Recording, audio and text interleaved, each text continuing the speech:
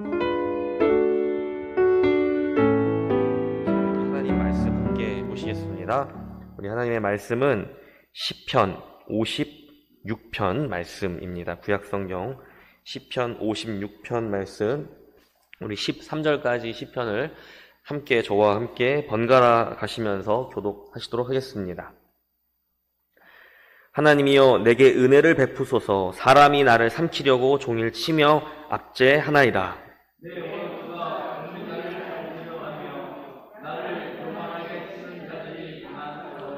내가 두려워하는 날에는 내가 주를 의지하리이다.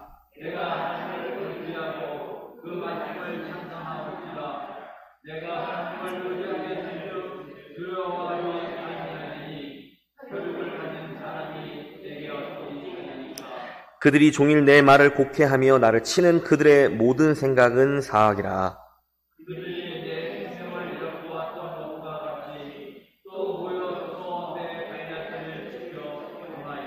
그들이 악을 행하고야 안전하오리이까. 하나님이여 분노와 쌓은 뭇 백성을 낮추소서.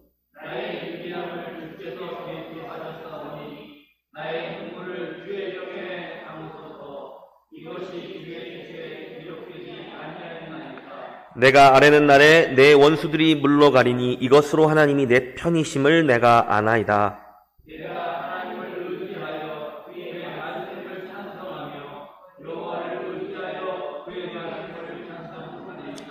내가 하나님을 의지하였은즉 두려워하지 아니하리니 사람이 내게 어찌하리이까.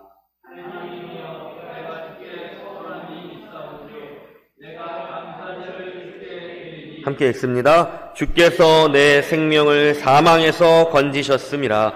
주께서 나로 하나님 앞 생명의 빛에 다니게 하시려고 실족하지 아니하게 하지 아니하셨나이까. 아멘. 우리 함께 말씀을 위해 기도하시겠습니다. 하나님, 언제나 내 편이 되어주시는 하나님을 의지하여 우리 인생의 모든 두려움과 염려 앞에서 우리 넉넉히 이길 수 있는 힘을 주시기를 기대합니다. 오늘 말씀을 통해 우리 안에 소망과 기쁨으로 확신에 찬 마음이 될 수 있도록 역사해 주실 것을 믿으며 예수님의 이름으로 기도드립니다. 아멘. 네, 오늘 시편 56편 말씀입니다. 제가 한 달에 한 번씩 시편 말씀을 전한 지 벌써 56달이 된 것입니다. 네. 시편 56편, 시편의 말씀 참 복이 되는 말씀인데요. 오늘 이 시편 56편 말씀을 놓고 그래도 하나님은 내 편이시지요? 라는 제목으로 말씀을 나눠보려고 합니다. 최근에 유튜브에서, 유튜브 아시죠? 인터넷 동영상 볼 수 있는 그 유튜브에서 가짜 사나이라는 제목의 프로그램이 이렇게 방송이 됐습니다. 많은 사람들에게 굉장히 인기를 끌었고 큰 화제를 모았었는데요. UDT 특전사들이 받는 그 훈련 프로그램을 그대로 가져와서 일반 사람들을 훈련시키는 그런 장면을 담은 이제 프로그램입니다. 과거 MBC에서 방영된 진짜 사나이라는 프로그램 기억하시죠? 컨셉은 그것과 똑같은데 진짜 사나이보다 역설적이게도 이 가짜 사나이가 훨씬 더 진짜처럼 아주 리얼하게 그 훈련 내용을 담아내고 있습니다. 거기에는 세상에서 날고 긴다고 하는 올림픽 국가대표 운동선수도 있고요. 우리가 잘 아는 골키퍼 김병지 선수 있죠? 그런 사람도 있고요. 근육이 막 이렇게 우락부락한 트레이너, 운동을 가르치는 트레이너들도 있고요. 정말 건장한 사람들이 많이 참여를 했습니다. 그렇지만 모두 그 혹독한 프로그램 앞에서 완전히 무너지는 것입니다. 입에 거품을 물고요. 눈이 뒤집히고 막 기절을 하는 일이 있는가 하면 정신적으로도 완전히 무너져서 결국 이 훈련을 포기해버리고 마는 그런 장면들이 담겨 있었습니다. 그런데 유명인들, 이미 스포츠 스타들, 자신의 건강함을 마음껏 과시했던 그 사람들이 굳이 왜 그런 프로그램에 자원해서 사서 고생을 하는 걸까요? 방송을 보면 너무나 가혹하다 싶을 정도로 힘든 훈련을 겪거든요. 왜 그걸 사서 그런 고생을 할까? 그런 생각이 들지 않으십니까? 그런데 그 사람들은 자신의 한계에 도전하여서 어떤 이 인생이라고 하는 이 고된 풍파를 견뎌내고 싶다라고 고백하는 것입니다. 나의 나태하고 게으른 이 인생의 태도를 바꿔보고 싶다. 제가 볼 때 별로 그렇게 나태하고 게을러 보이지도 않는데 자기가 볼 때 자신이 너무 부족하다. 나를 더 채찍질하고 나를 더 강한 사람이 되게 하고 싶고 이 두려움을 극복하고 한계를 극복하고 싶다.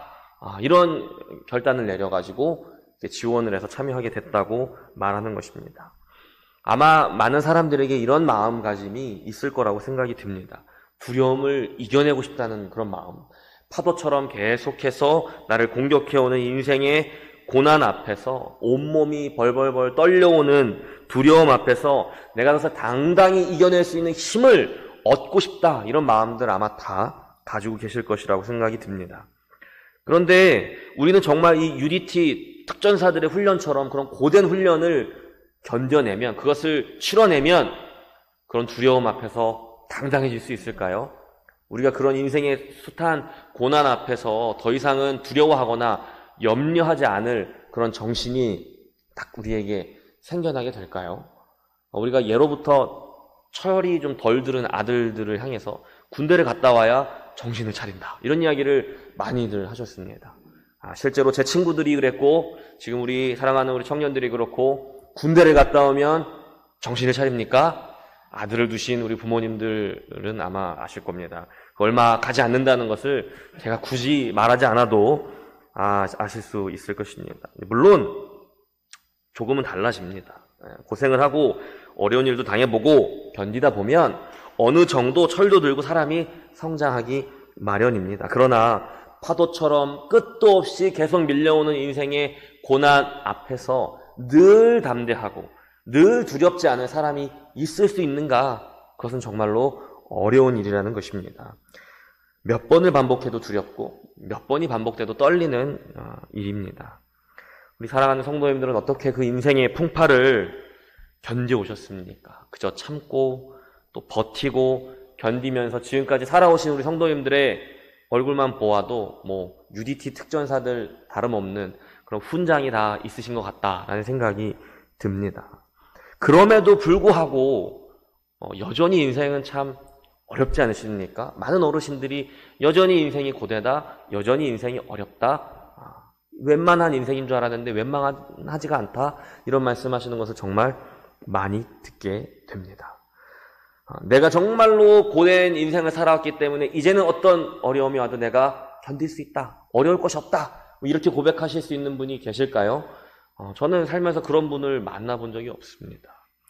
우리가 사랑하는 또 존경하는 다윗도 그런데 그랬습니다. 산전수전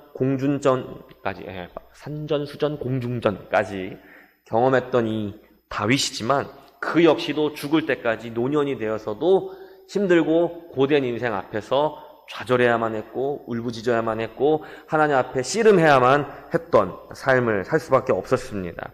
그가 인생에서 단 한 번이라도 그런 두려움에서부터 완벽하게 난 두렵지 않다라고 고백할 수 있었느냐 하면 결국 그렇지 않다는 것입니다. 오늘 두려움을 이겨내고 넘어섰다 해도 내일의 위기는 마치 내가 처음 경험하는 것처럼 어렵고 두려운 일입니다. 한 가지 문제를 넘어서면 또 다른 문제가 서 있습니다. 그러니 오늘 이 시편의 말씀을 통해서 매일 새롭고 또 매일 두려운 우리 인생의 이 어려운 문제를 매일 새롭게 해결할 수 있는 힘과 지혜를 얻으시기를 바랍니다.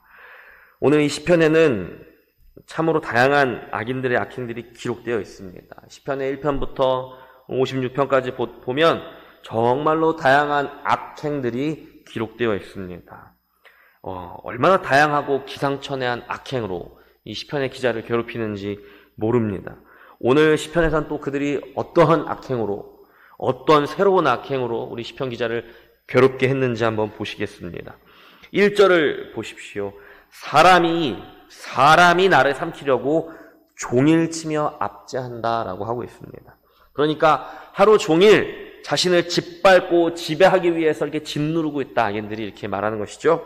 5절을 또한 보실까요? 그들이 종일 내 말을 곡해하며 나를 치는 그들의 모든 생각은 사악이라, 이렇게 말하고 있습니다.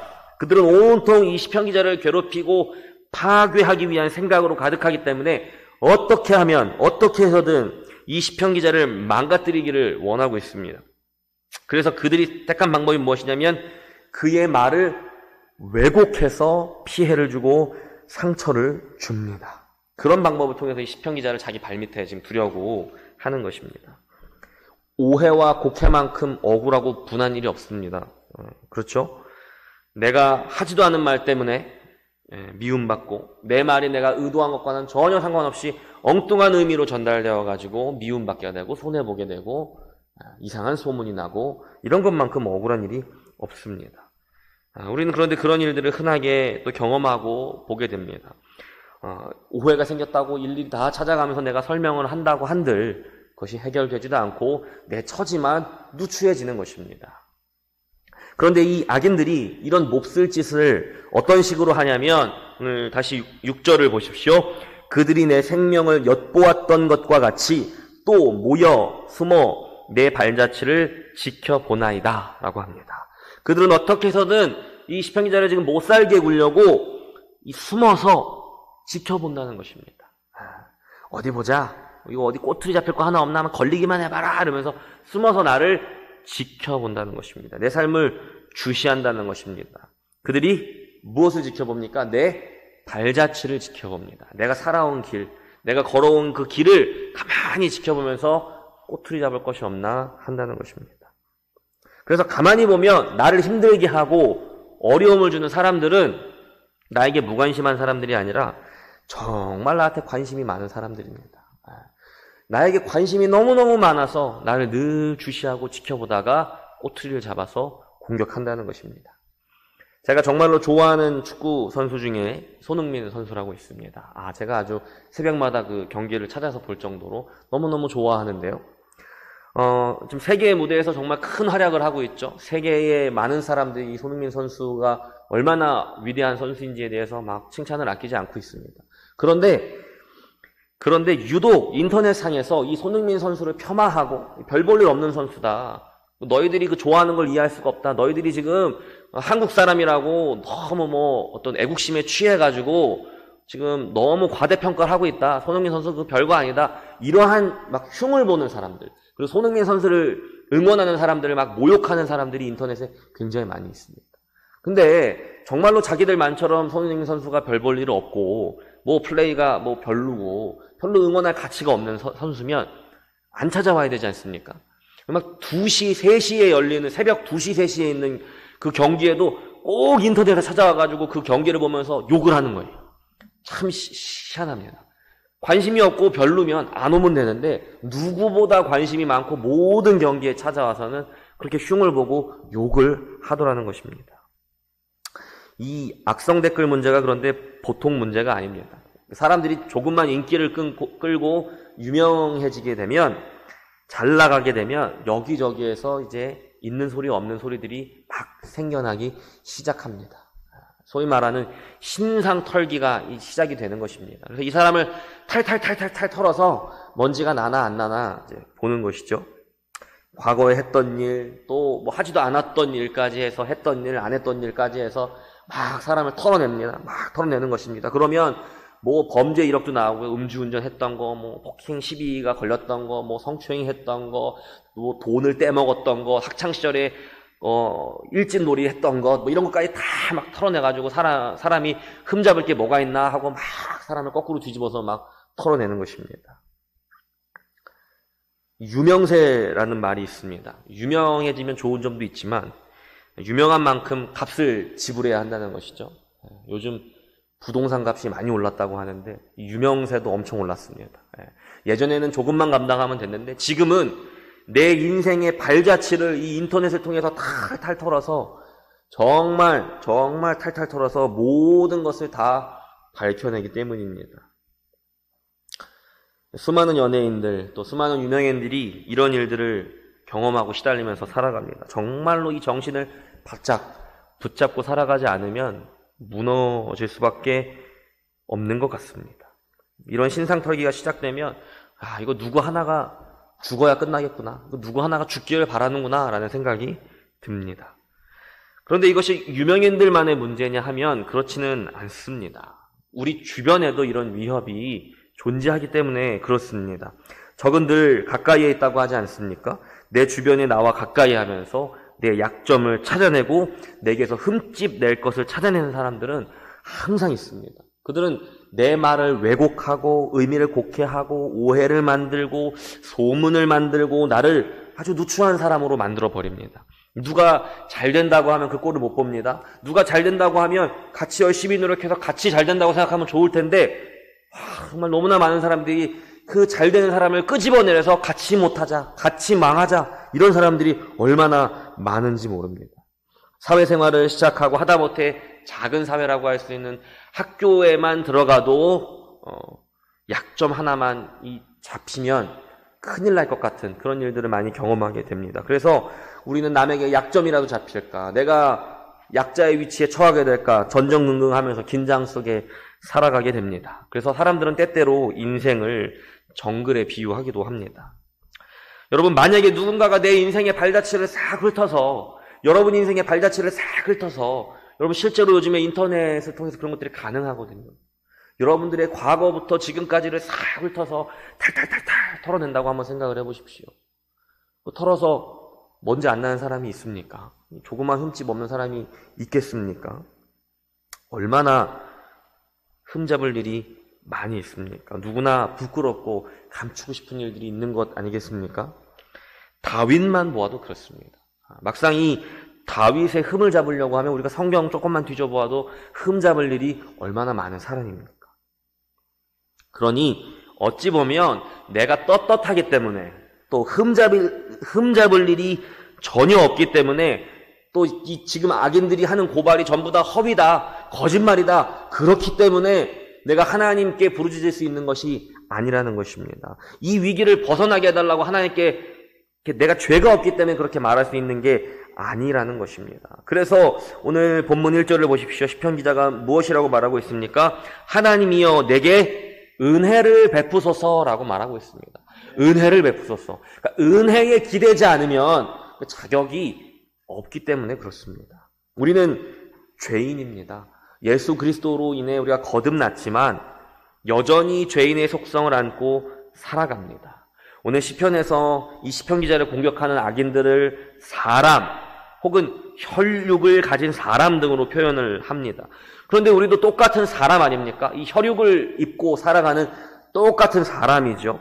그래서 우리에게는 털면 먼지가 날 수밖에 없는 흠집이 있을 수밖에 없다는 것입니다. 그렇게 흠집이 있는 사람일 수밖에 없을 뿐만이 아니라 우리도 그들과 같이 남을 헐뜯고 약점을 잡고 말을 만들고 곡해하고 소문을 내는 자의 자리에 앉을 때가 얼마나 많이 있냐는 것입니다. 그러니 내가 하나님께 은혜를 구할 수 있는 이유가 어디에 있습니까? 내가 하나님께 나 좀 구해달라고 말할, 저 악인들의 나쁜 악행으로부터 나를 좀 구해달라고, 이 두려움으로부터 벗어나게 해달라고 요청할 수 있는 근거가 어디에 있습니까? 9절을 보십시오. 내가 아뢰는 날에 내 원수들이 물러가리니 이것으로 하나님이 내 편이심을 내가 아나이다 라고 고백합니다. 하나님이 내 편이시래요. 하나님이 내 편. 잠시 어린 시절을 한번 떠올려 보십시오. 내 인생에서 가장 처음으로 내 편이다 라고 이렇게 고백할 수 있는 사람이 누구일까요? 바로 엄마, 아빠입니다. 엄마, 아빠. 저희 소원이도 밖에만 나오면, 집에서는 저한테 이렇게 잘 오는 편이 아닌데 밖에만 나가면 그냥 제 바지가랑이를 붙잡고 막 이렇게 기댑니다. 기댈 게 저밖에 없는 것이죠.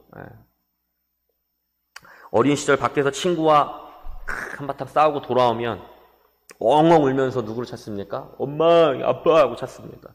왜 그렇습니까? 내가 잘했든 잘못했든, 내가 먼저 뭐 코피를 냈든 내가 코피가 났든 엄마, 아빠는 내 편이잖아요. 그래서 엄마, 아빠 하고 찾는 것입니다. 그래도 내가 뭐 잘했든 못했든 내가 엄마, 아빠 부르면 나 안아줘서 도닥이고 위로해주고, 야, 엄마가, 아빠가 가서 혼내줄게. 누가 우리 아들을, 누가 우리 딸을 이렇게 했어? 라고 말해줄 수 있는 것이 우리 부모님이기 때문에 그렇습니다. 내 편을 들어줄 사람, 어떤 상황에서도 묻지도 않고 따지지도 않고 내 편을 들어줄 사람이 있다는 것이 얼마나 위로가 되고 얼마나 위안이 되는지 모릅니다. 우리가 인생에서 큰 어려움을 당했을 때, 주변에서 아무도 나를 지지해주는 사람이 없을 때 우리가 누구를 찾아가야겠습니까? 다윗에게는 하나님이 바로 그런 분이셨습니다. 하나님은 내 편이시죠? 하면서 다윗은 하나님을 향해서 달려갔습니다.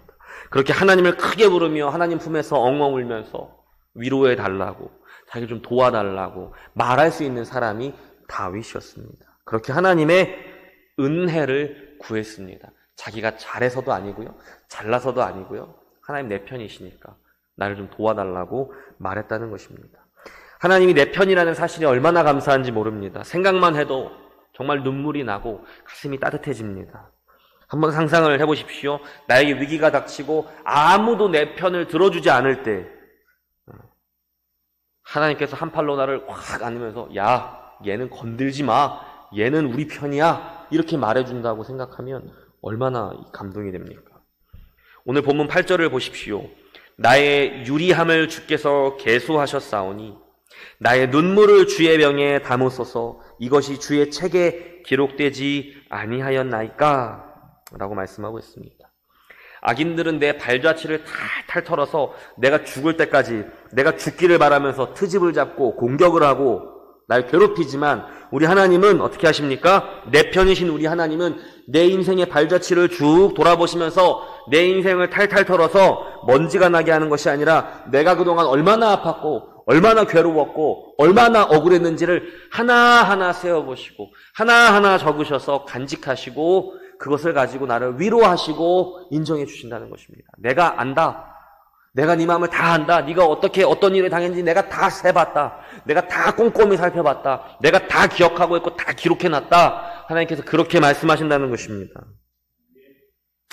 자격이 있기 때문이 아닙니다. 악인들의 고발이 100% 모함이기 때문이 아닙니다. 내가 죄가 없어서가 아니라는 것입니다.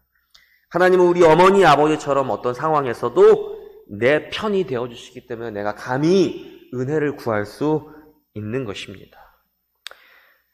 이렇게 우리 하나님은 우리가 어떤 상황에 있어도, 내가 어떤 형국에 있어도 아무도 내 편을 들어주지 않을 때에도 항상 내 편이 되어주실 것입니다. 우리가 이 사실을 믿는다면 우리는 아무리 큰 절망에 우리 마음이 무너져 내릴 때에도 기대고 버티고 견딜 수 있는 든든한 버팀목이 있다는 것입니다. 자, 그런데 문제가 하나 있습니다. 하나님은 분명히 내 편이십니다. 나를 위하십니다. 그런데 진짜 중요한 것은 무엇이냐? 그럼 나는 누구 편이냐는 겁니다. 하나님은 내 편이 맞는데 나는 누구 편이냐라는 것입니다. 나도 하나님 편이 맞냐라는 것입니다. 오늘 시편 기자는 3절에서 내가 두려워하는 날에는 내가 주를 의지하리다라고 고백을 합니다. 두려울 때, 위기가 찾아왔을 때 여러분은 정말로 하나님을 의지하십니까? 하나님이 내 편이신데 정말 그 하나님께 내가 확실하게 기대고 있느냐라는 것입니다. 구약의 이스라엘 백성이 늘 실패했던 것이 무엇인지 기억하시죠? 그들은 결정적인 순간에 하나님이 아니라 자신의 힘을 의지하고 이집트와 같은 주변의 강대국의 힘을 의지했습니다. 가나안 땅의 종교적인 미신을 의지했습니다. 그렇게 하다가 늘 하나님 앞에 큰 코를 다치지 않았습니까? 그런데 우리도 얼마나 많은 날들을 그런 어리석은 상태로 지내는지 모릅니다. 하나님께 기대려고 하지 않고 내 힘으로 이렇게 버티려고 하다가 똑 부러지는 일들이 너무나 많습니다. 깨지고 터집니다. 하나님이 아니라 다른 무언가에 의지하려고 하다 보니까 어느새 하나님은 안중에도 없는 것입니다. 그저 그 일을 해결하는 것에 내가 해야 해. 내가 이것을 가지고, 이런 도움을 가지고 이것을 해결해야 돼. 여기만 집중하다 보면 어느새 하나님은 안중에도 없게 되는 것입니다. 강대국의 힘을 빌리는 것이 문제가 아닙니다. 자신의 힘으로 무언가를 해내려고 열심히 노력하는 것이 문제가 아닙니다. 병이 났는데 의사에게 가서 고쳐달라고 이야기하는 게 문제가 있는 것이 절대로 아닙니다. 이게 무슨 말이냐면 일을 해결하는 방식이 문제가 아니라 일의 결국이 누구의 손에 달려있느냐에 대한 이 믿음의 문제라는 것입니다. 하나님을 의지하는 사람이 하나님의 편입니다. 하나님을 의지하니까 하나님 편입니다. 그럼 하나님을 의지한다는 게 무엇입니까? 어려울 때에 나는 하나님을 의지해야지. 근데 하나님을 의지할 거야. 하나님 도와주세요. 이렇게 결심하고 기도하고 생각하면 그것이 하나님을 의지하는 것이냐? 그렇지 않다는 것입니다. 오늘 4절을 한번 보십시오. 내가 하나님을 의지하고 그 말씀을 찬송하올지라. 내가 하나님을 의지하였은즉 두려워하지 아니하리니 라고 했습니다. 그가 하나님을 의지한다고 고백하고 무엇을 했다고 하고 있습니까? 그 말씀을 찬송했다 하고 있습니다. 또 10절을 보십시오. 내가 하나님을 의지하여 그의 말씀을 찬송하며 여호와를 의지하여 그의 말씀을 찬송하리이다 라고 했습니다. 하나님을 의지하는 것과 지금 무엇이 계속 연속되고 있습니까? 그 말씀을 찬송하는 것, 그 말씀을 자랑하는 것, 이것을 이야기하고 있습니다. 왜냐하면 하나님을 의지하는 것은 하나님의 말씀을 근거로 하고 있기 때문에 그렇습니다. 여기서 말하는 말씀이란 시편 기자에게 주어진 하나님의 언약의 말씀, 약속의 말씀을 이야기하는 것입니다. 하나님께서 자기에게 주신 약속의 그 말씀을 의지하는 것입니다. 그냥 말씀을 신뢰한다는 어떤 의식적인, 심리적인 문제를 말하는 것이 아니라 그 약속하신 대로 행하실 하나님을 믿고 그 약속에 내 삶을 그냥 던진다는 것입니다. 우리는 머릿속으로 이 번지점프 아시죠? 다리나 이 몸에 줄을 묶고 뛰어내리는 번지점프. 머릿속으로 우리는 번지점프를 하는 상상을 할 수 있습니다. 그래, 줄로 이렇게 꽁꽁 묶고 안전하게 탁 하니까 그 뛰어내려도 사람이 죽지 않지. 많은 사람들이 이렇게 뛰어내려서 죽지 않고 살아왔지. 가끔 죽는 사람도 있었지만 거의 대부분은 죽지 않고 저렇게 살지. 그래, 나도 이렇게 탁 묶고 안전요원이 이렇게 해준다면 내 번지점프 뛸 수 있지. 우리 이렇게 머릿속으로 100번이고 1000번이고 생각할 수 있습니다. 그러나 정말로 그 번지점프 대 앞에 탁 서게 되면 많은 사람들이 증언하기를 뛸 수가 없다는 겁니다. 그 천길 낭떠러지 같은 것을 보면 다리가 후들후들 거린다는 것입니다. 아니, 거기 서기 전에 먼저 그 번지점프대로 올라가는 그 엘리베이터 속에서 벌써부터 다리가 후들후들 거린다는 겁니다. 못 뛰겠어요. 그래서 그 자리에서 포기하고 돌아서는 사람들이 수두룩하다는 겁니다. 손에 땀이 나고 머리가 어질어질합니다. 죽지 않을 것을 모르는 것이 문제가 아니라 두려움에 압도당하는 것이 가장 큰 문제입니다. 뛰어내려도 살 것이라고 아무리 내가 외쳐도, 머릿속으로 생각해도 실제로 내가 뛰지 않는다면 내가 정말로 그 사실을 믿고 있다라고 말하기는 어려운 것 아니겠습니까? 그래서 아무것도 하지 않고 하나님께 기도만 하는 것은 하나님을 의지하는 것이 아닙니다. 이것도 하나님을 의지하는 것이 아닙니다. 또한 하나님은 안중에도 없고 내가 해야 할 일만 막 해서 문제를 해결하려고 하는 것 또한 하나님을 의지하는 것이 아닙니다. 하나님을 의지한다는 것은 내가 해야 할 일을 하면서도 모든 일의 주관자가 하나님이심을 믿고 그 일의 결과를 맡기는 것. 그것이 믿음이라는 것입니다. 그래서 믿음이란 두렵지만 우리가 해야 할 일을 그냥 하는 것이다 라고 말할 수 있습니다. 그 일의 결과가 하나님께 달려 있으므로 우리는 당장에 두렵지만 그냥 하는 것입니다. 왜입니까? 그 일의 결과를 책임지시는 분은 하나님, 그리고 그 하나님이 내 편이시기 때문에 그렇습니다. 그렇다면 우리가 해야 할 일이라는 것이 무엇인가요? 우리가 그냥 두렵지만 해야 할 그 일이 무엇일까요? 본문 12절을 보십시오. 하나님이여 내가 주께 서원함이 있사온즉 내가 감사제를 주께 드리리니 라고 합니다. 하나님께서 약속의 말씀을 주신 것처럼 그 역시도 하나님께 무언가 약속드린 것이 있었습니다. 그리고 그는 그 약속을 지킬 것이라고 고백합니다. 이어서 13절을 보십시오.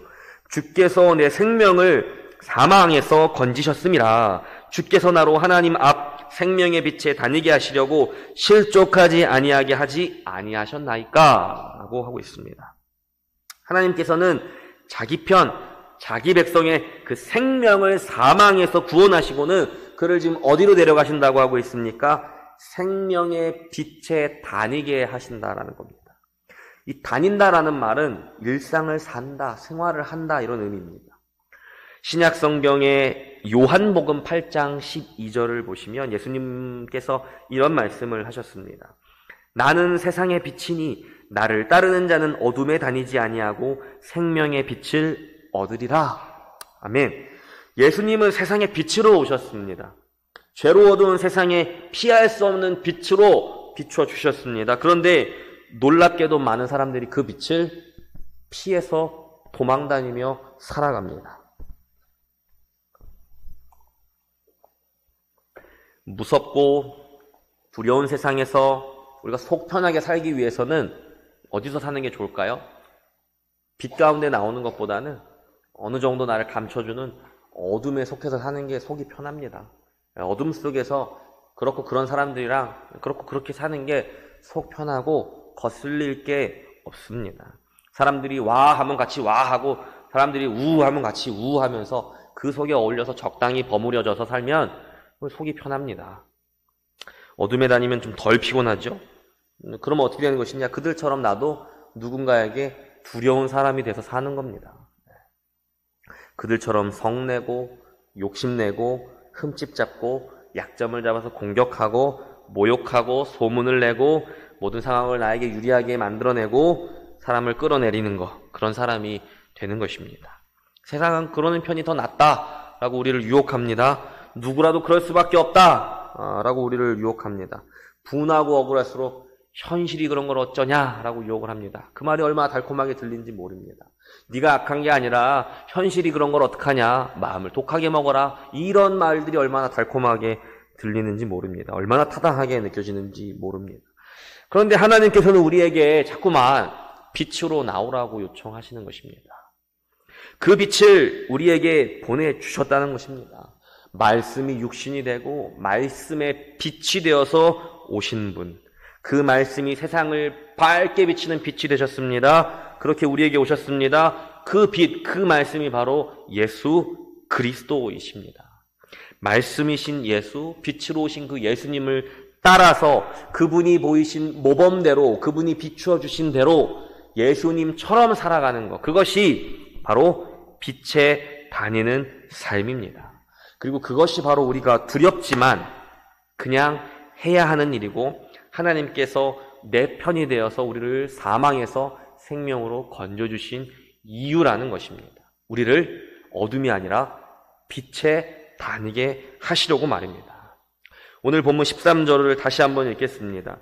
주께서 내 생명을 사망에서 건지셨음이라. 주께서 나로 하나님 앞 생명의 빛에 다니게 하시려고 실족하지 아니하게 하지 아니하셨나이까. 아멘. 시편 기자의 고백처럼 하나님께서 우리의 생명을 사망에서 건지셨습니다. 예수 그리스도의 생명으로 우리를 사망에서 생명으로 옮기셨습니다. 그래서 우리는 예수 그리스도 안에서 하나님의 편입니다. 하나님의 자녀, 하나님의 가족입니다. 그렇게 내 편이신 하나님께서 나를 사망에서 건져내시고 어디로 인도하신다고요? 우리가 빛 가운데 다님으로 더 이상 실족하지 않고 올바른 길을 걸을 수 있도록 인도해 주신다고 했습니다. 바로 말씀이신 예수 그리스도의 생명과 하나가 되어서 그 생명의 빛, 말씀의 빛을 우리 안에 두시고 그 빛이 비추고 인도하는 대로, 곧 말씀이 비추고 인도하는 대로 우리를 살아가게 하나님께서 만드신다고 약속하신 것입니다. 왜입니까? 하나님 편이 아니라 하나님과 원수가 되는 쪽을 택한 사람들의 결과가 너무나 참혹하기 때문에 그렇습니다. 본문 7절을 한번 보십시오. 그들이 악을 행하고야 안전하오리이까 하나님이여 분노하사 뭇 백성을 낮추소서라고 합니다.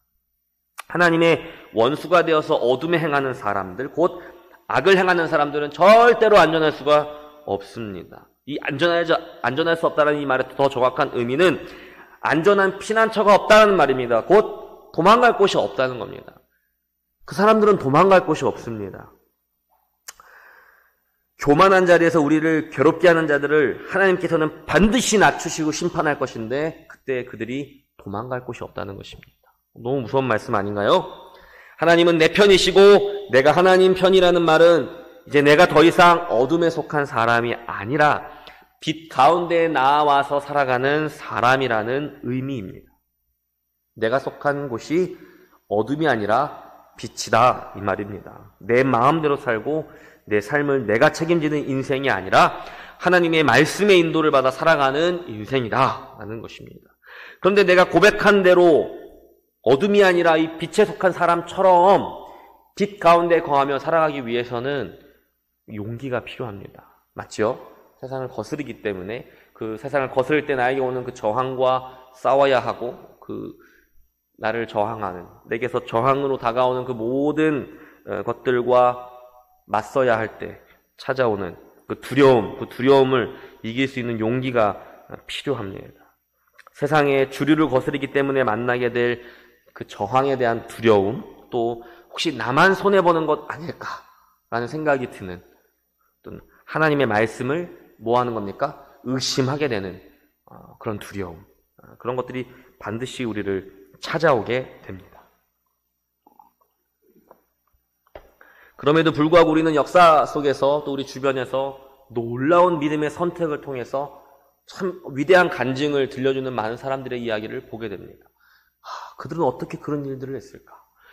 어떻게 그 죽음을 무릅쓰고 그 핍박을 무릅쓰고 저런 믿음의 결단을 할 수 있었을까? 우리는 놀라움을 금치 못하게 됩니다. 별로 안 좋아하시는 분들도 계시고 또 좋아하는 분들도 계실 텐데, 유시민 씨라고 계십니다. 전 장관이기도 하시고, 이 유시민 씨가 경험했던 이야기를 하나 전해드리려고 합니다. 이분이 학창시절에, 대학시절에 민주화운동을 하다가 붙잡히셨어요. 그래서 그때 군법회의에 회부가 됐는데 군 검사에게 이제 신문을 받는 날입니다. 7월에 아주 무더운 날이었다고 기억을 합니다.